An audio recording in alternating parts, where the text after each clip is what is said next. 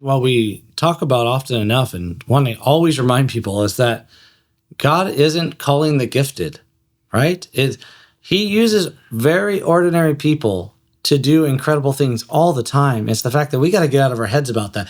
The concept that I need to know more about the Bible. I need to have more availability. I need to have this, blah, blah, blah. Yeah. We will come down a list of reasons to disqualify ourselves. Yeah.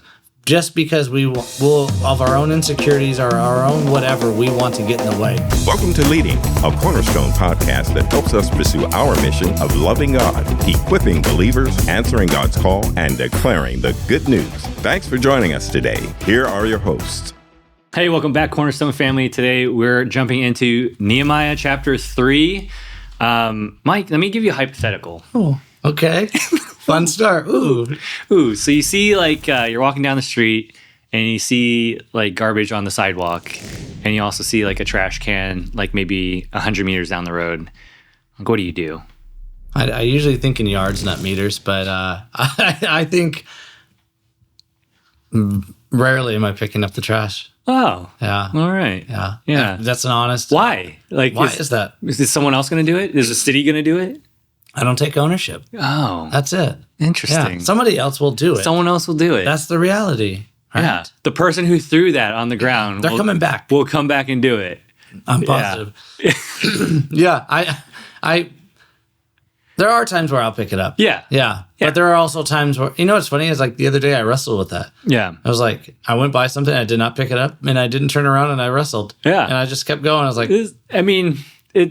podcast is not going to be about picking up litter on the street, right? No. But I think there is something contagious about seeing somebody do the right thing and taking ownership. It was just something we experimented with at an Air Force base one time. It's one of the things we did outside our building was hey, if you see trash, pick it up, keep it clean. There was an ownership to keep the surrounding area of our building clean.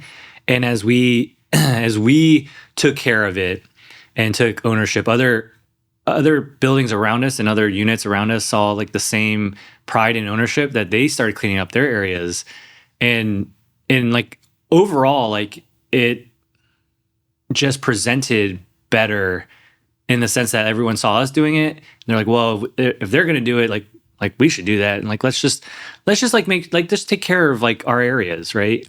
And you continue to do that in the office space, right? People take care of their areas in their office. You start with their cubicle and then take out your own trash kind of thing. And you see that overall the health of that office space is cleaner and a little bit more palpable to work in, as opposed to just allowing it to accumulate in trash. Yeah. And there's something about a clean space and a beautiful scenery that that you appreciate. And it comes into that, where is the accountability there? Where is the desire to be a productive part of not just enjoying that, but being someone who wants to make sure that they are helping keep that beautified. Yeah. Yeah. And I think this is where we tie it into Nehemiah chapter 3, which is all hands on deck. It's a long list of names, but if you really look into it, you really read it, and then look at the list and what they did, who they were, you can see that everyone was taking part of the bigger plan, which was to rebuild the wall. Right. And so you had leaders, you had high priests, you had district leaders, probably mayor equivalents. You had perfumers, goldsmiths, just really interesting. Everyone but cast. stonemasons. Everyone but stonemasons, carpenters, right? The list was the skilled laborers. They had so many types of absolutely people right, weightlifters, stuff. So at first glance, I think when I first read through this chapter many years ago, it's it's another long list. It felt like what is it, Numbers? Yeah. Where you're just trying to get through, or even Matthew chapter 1, right? Yeah. It's just trying to get through the genealogy, right? And there are nuggets in there if you really take the time to read through it. I think I saw 3 shalams. Shalooms. Yeah. So I was like, oh, there's like 3 of these here. And so you see people with the same name but different fathers. I think it's interesting that they talk about sons of, showing that it's like a family work. Yeah. Yeah. It's the hands of generations and families. One goldsmith, I think, was had his daughters in there helping. So not only like generational families, but also immediate families where he was serving and building a wall with his daughters, which was kind of cool. I think we look at these lists, and often, like you said, times is like, all right, let me skim through this. Let me get through these names. Like, yeah, they're names, but what do they mean to me thousands of years later, right? And I think like we have to work against that thought process, because there's an intention behind why these people are highlighted, especially in Nehemiah 3, and highlighted to what they do. Yeah. Right? It isn't just a list to be like, oh, here's a list. No, it's actually highlighting that like God used ordinary people to do something extravagant, right? Like built the wall in Jerusalem. This rubble and ruins is now developed and built by people who don't have skills in this like per se profession, and they are very different people who have just decided to be like, I'll take responsibility for my part. Yeah. Right? And you're like, that's what we need to get out of that, is that this isn't another list. This is a list that's highlighting that God, as always, uses ordinary people that does extraordinary things, right? In all walks of life. Yeah. All responsibilities, right? Again, it goes back to like it starts with the high priest. And I like this, right? Again, this is Nehemiah writing an account. And it starts with the high priest, Eliashib, the high priest, and his brothers, who are also priests. They rebuilt the sheep gate, and then they consecrated it, right? So they kind of dedicated it to God. And so it starts off with like the whole effort is dedicated to God, using it with the high priest as like leading out, their religious leader, like leading out, and then everyone coming alongside, right? So it's kind of like the gaining momentum, like being contagious, like being that first one. It doesn't matter whether you're the high priest, doesn't matter if you're a perfumer, doesn't matter if you're, working at the Long Beach port, like doesn't matter if you're the Long Beach mayor. It's like, you see a piece of trash, like you could pick it up. It doesn't matter who you are, what your position and status is socially and economically, like we're all contributing in this fashion. And in Jerusalem, that's exactly what happened. You had district leaders, you had high priests, all these people, right? And they're all just contributing to a part of the rebuilding of the wall. And the important part there is the practical nature of it. Nehemiah's not sending them all over to different regions and different districts.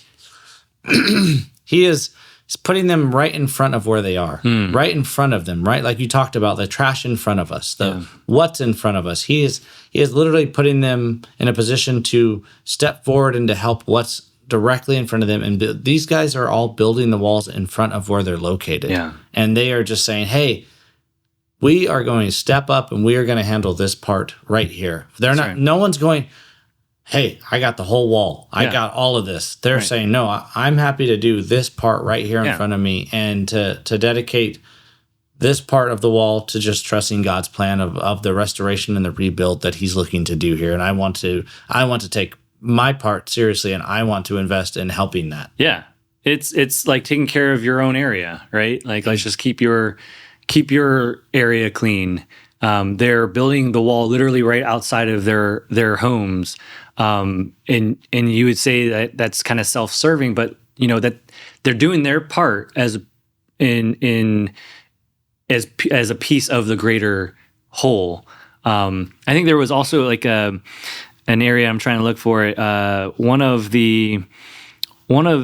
if it was the outside the sheep gate, but like that family already had, like, there wasn't much to do. The gate was already built. Like, some of the gates were built, and so they went to another area and rebuilt. So like after they were done with their area, or maybe they didn't have there wasn't much to do, they went to another area and rebuilt another section of the wall.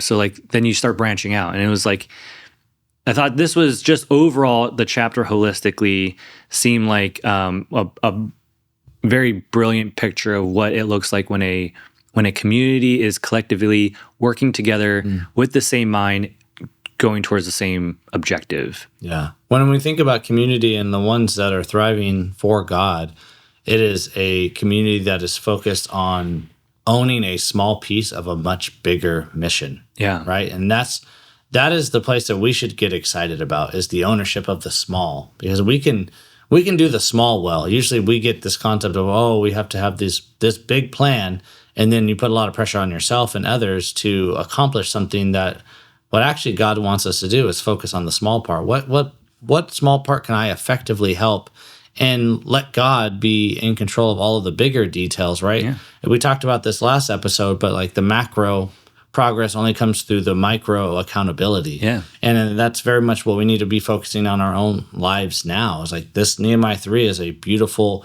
mirror for us to be able to look at, where does he have us in our lives? Yeah. Where are there places that we can be able to say, yes, I want to have my part for God in this bigger mission? And that is all focusing on community, right? And our community here at Cornerstone, just us as a church as a whole, even in the smaller ministries that we take part in, what are those areas that we can say yes to, like, and want to excitedly go, I'm down to handle my part. That's right. Yeah. And that brings us to anchor point number 1.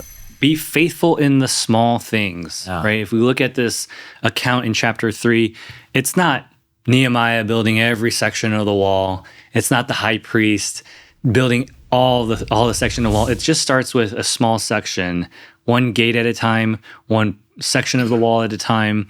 It like you said, it's being faithful in the small, and it collectively, when you get to zoom out, you get to see the bigger picture, right? It reminds me of like the effort of VBS this past summer. Like we had, I forget the number exactly, but like 300 to 400 kids. Yeah, a little over 400. 200 volunteers. Yep. But like if you imagine, like, could Richard Magister trying to do all of it, right? Yeah. No, that it was a collective effort of 200 volunteers, faithfully serving, being responsible for that one small thing, whether it was snacks, donations, being a leader, right? And it is also beautiful because it was like parents and children serving together, and the children, like, the 5th graders and up were like helpers in the classrooms at each grade level. The decoration team, like, oh my goodness, if you saw what our church was converted into a rainforest. Yeah. It was beautiful. And this was, even though VBS was 1 week long, it was a probably 2 to 3 week process. Absolutely.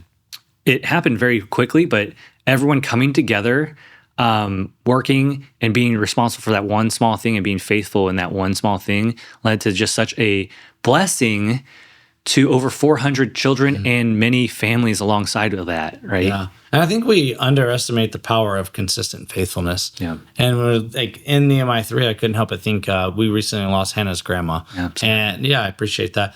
But it wasn't until we got to this point where Bruce and Barbara Schoolmeister were some of the first members here at this church, and they play a big part in my testimony and Hannah's testimony. But there was so much about their lives that was not flashy, that was incredibly ordinary. Yet when it wasn't until we didn't have Bruce and then we didn't have Barbara where you look back and you go, man, there was such an incredible stability. There was a steadiness. There was a lean in. And when I thought of like the parallelism of their lives and what Nehemiah 3 is talking about, they leaned into like, we'll take our part, right? They were focused on their faithfulness to the Lord. They were focused on their faithfulness with their kids. They were focused on their faithfulness to this community. They were focused on their faithfulness to their grandkids. And now, like, they've left a legacy that is intergenerational, like, closeness to God. And it's because they didn't do anything flashy. They didn't do anything exciting, but they were consistently faithful to the Lord. Yeah. And that was the leading part of their lives. And it was such a bigger thing, but you can only get that with perspective. And now that we don't have them, I'm just so blessed to be like, they were a beautiful example of what like faithful servants look like. Yeah. Yeah. Praise God for Hannah's grandparents and how they just impacted your life and hers. And that's really like, they feel like they really portrayed anchor point number 2 here for us is ownership changes everything. Whether they realized it or not, they made such a significant difference in your life, in Hannah's life, so much so that their faithfulness of this just a small area in their life was now able to contribute to bless others. Because the way you guys are in ministry, Hannah may never have been the leader in Moms Inc. and blessing many mothers in our church, getting them together and serving them. And then likewise with you, with all the local missions and the young families and strong families in our church to be able to serve and kind of get us together. Their faithfulness was just exponential when it comes to the years and impact down the line. Well, I think what we talk about often enough, and one I always remind people, is that God isn't calling the gifted, right? He uses very ordinary people to do incredible things all the time. It's the fact that we got to get out of our heads about that. The concept that I need to know more about the Bible. I need to have more availability. I need to have this, blah, blah, blah. Yeah. We will come down a list of reasons to disqualify ourselves. Yeah. Just because we will, of our own insecurities or our own whatever, we want to get in the way. But you look at Nehemiah 3, he's got people building walls that have no idea how to build walls. A perfumer? Yeah.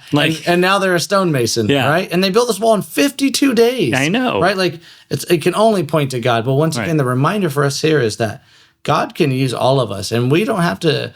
We'll look like, oh, that person's so gifted. They're so gifted at that. And it's like, no, God's using ordinary people, and then he's creating strengths in some of the giftedness they've given them, but he's not asking for ultimately super gifted people to step forward. He's asking for ordinary people to say yes to stepping forward for him. Yeah. As an aside, I tend to, when I read the Bible, tend to ask a bunch of questions. One of them was in this period is how do they know? How do the perfumers and the goldsmiths and the priests know how to build the wall? Is it? I can't imagine it was like Lego pieces where they had the instructions and to put the red on the white on the. There had to be something that sticks those stones together or the trees together. So I'm like, how do they know this? Did he have a foreman at each area, or did he do an inspection? It's amazing.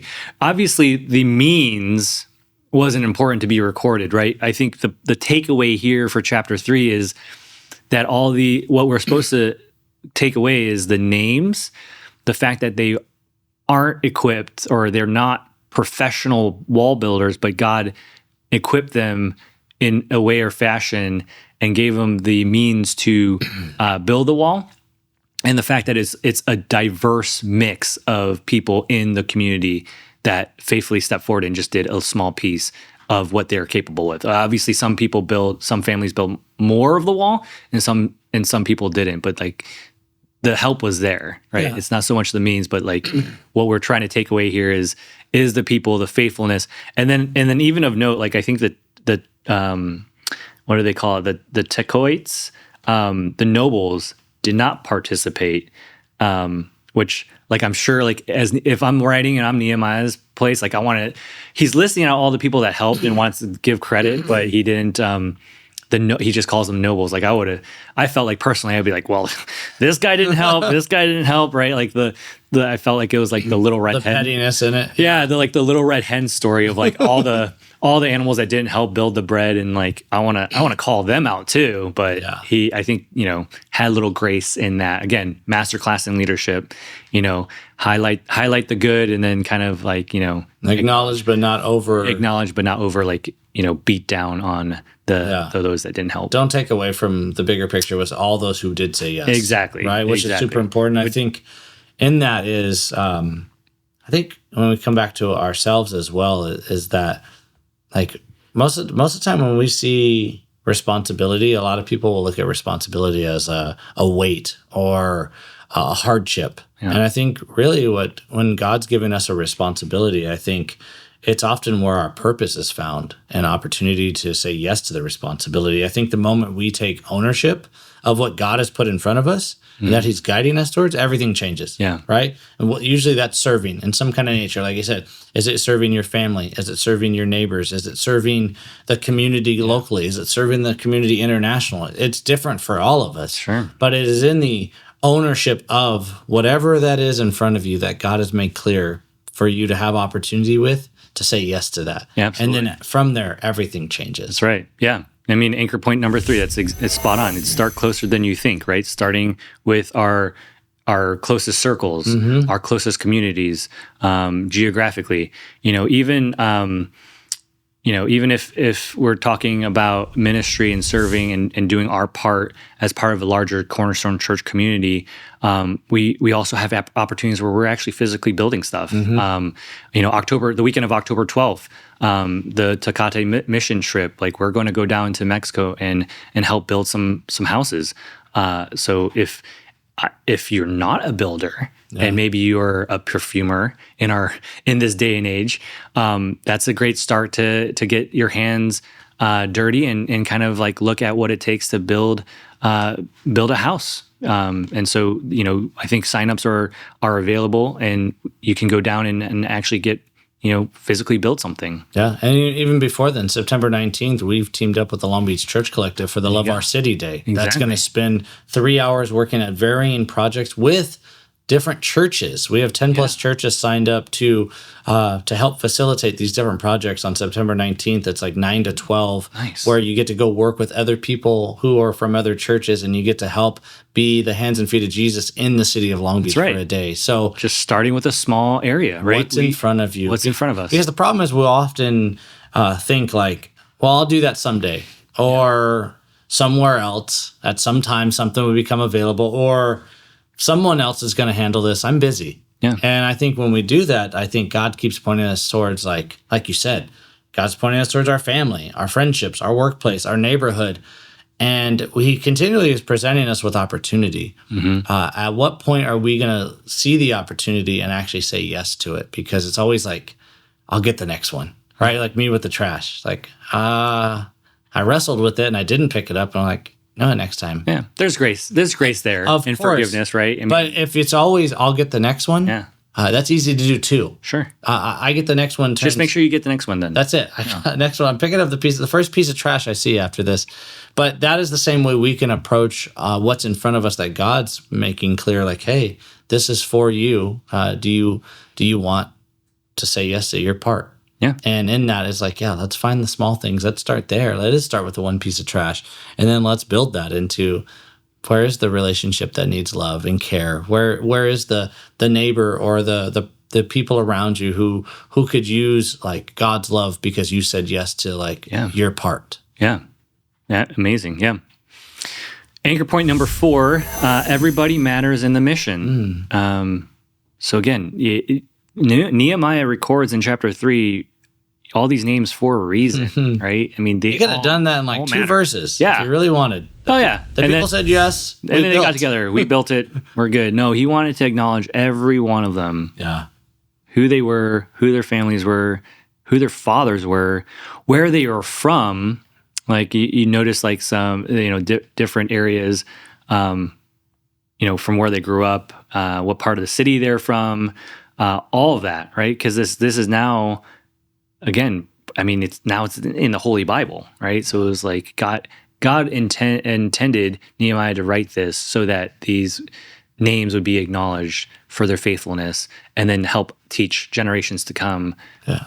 Again, it didn't seem like much, but it was important and it mattered to God. And they didn't do it for that. That's the beauty, right? They did it because they said yes to their part, and 100%. Then their faithfulness is remembered forever in the Bible, which is incredible. And I think when we think about that, the point that Nehemiah 3 is doing, like you said, he names all the names. He names all the work that's done, every section that's touched. He's pointing to every contribution matters. And that's for them there, and that's for us now, that all of our contributions, no matter how big or small they matter because they're for the Lord. And I think that's like something we need to hear more of, because one, you don't have to be famous to be faithful, right? Like we shouldn't be doing anything for our own notoriety and acknowledgement of look at us and look how great we are. I think we can be faithful by just doing the little thing. And I think the blessing out of that is that God notices contributions that other people overlook. That's right. And when we're doing things for God and solely for God, that's all the credit that needs to be found is him seeing us being obedient to him. Mm-hmm. Yeah. Yeah. So, I mean, really here it's it's kind of getting us out of that mindset of like, well, what difference can I make? Right. Yeah. And I'm sure if we're in Nehemiah's day and we're, let's take Barak, the son of Zebiah, in his mind's like, what did he build? He built another section from the buttress to the door of the house of Eliashib, the high priest. He built another buttress. Like, what difference is this going to make, right? Like, he's probably thinking to himself, so we built this wall, so we have some physical security. Like, so what? So what? This is, I mean, it's a great achievement. We are all working together. But he had no idea that this would actually be captured in the Holy Bible, that then his name is now known from the, all the from Jerusalem, like all the Jews to all the Christians today that read this. Yeah. His name is in the Bible, right? Thousands of years later. Their achievement is captured and documented and available for us to learn as an example. He was an example to all of us, all followers of Christ, to know that he was faithful in building what seemed to him was like 52 days. His part was probably not even 52 days, right? Like maybe let's call it a week's worth of work, and he never knew the bigger picture of what he was meant to do, and the outcome of what now we get to be blessed by in this chapter. Like having that very small focus of like, what difference can I make? Yeah. What difference can I make when I just share this testimony?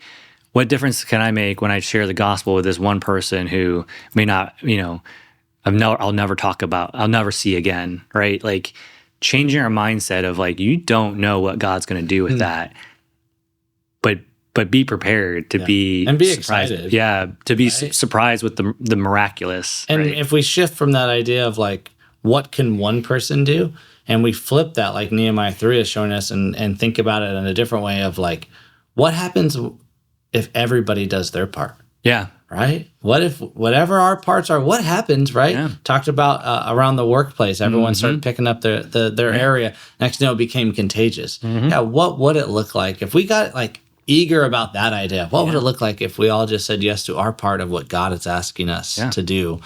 What could it look like? Yeah. What could it? I think part of me has come to terms of like accepting that maybe we'll never know. Like maybe we're like Baruch and we'll never know fully the plan or what it looks like. Yeah. But being faithful that God does, and that his expectation is that we just do our part. Yeah. Right. And so I'm excited to just do that part and let God work out the details of what the bigger picture looks like, because we will get to find out. The promise is we get to see this in heaven and be like, oh, and then we get to rejoice on what God has done through us, and just him allowing us to be a part of that story is what I look forward to. Not so much that like I want to see the outcome. Yes, internally I want to see the outcome. Yeah. Sooner rather than later. Everyone wants to see fruit right away. But yeah, and sometimes we don't get to see the picture, but knowing that it's going to be beautiful. Yeah, and I think when we look at like our application out of this, right? I think when we look at it, it's like we got to stop waiting for a bigger assignment. Yeah, because man, there are so many of us that have been delayed or stunted or sidetracked over this thought that we're waiting for something grand to really highlight and showcase our love for God. It's like I got to do it in a grand way, and it's like, no, I don't think so. I think when we do that, we're ignoring what's already in front of us, right? We need to be able to ask questions like, what's my responsibility today, right? That, well, God, what would you have for me? Or God, like, what have you entrusted for me that I need to be taking care of for you, right? And I think when we do that, I think our faithfulness has to start before we we try to find influence, right? We need to have our faithfulness living that out, and the influence takes care of itself. Yep, 100%. Yep. Our second application point is, what's one thing we can take ownership in? I can tell you, this is a good reminder. Don't try to fix everything. Don't try to fix everything. Just one thing. Again, we're talking about just a small step toward faithfulness. Again, it's not going to fix itself right away. We talked last episode, we talked about rebuilding. Let's just take ownership. Let's start with reflecting and praying about it.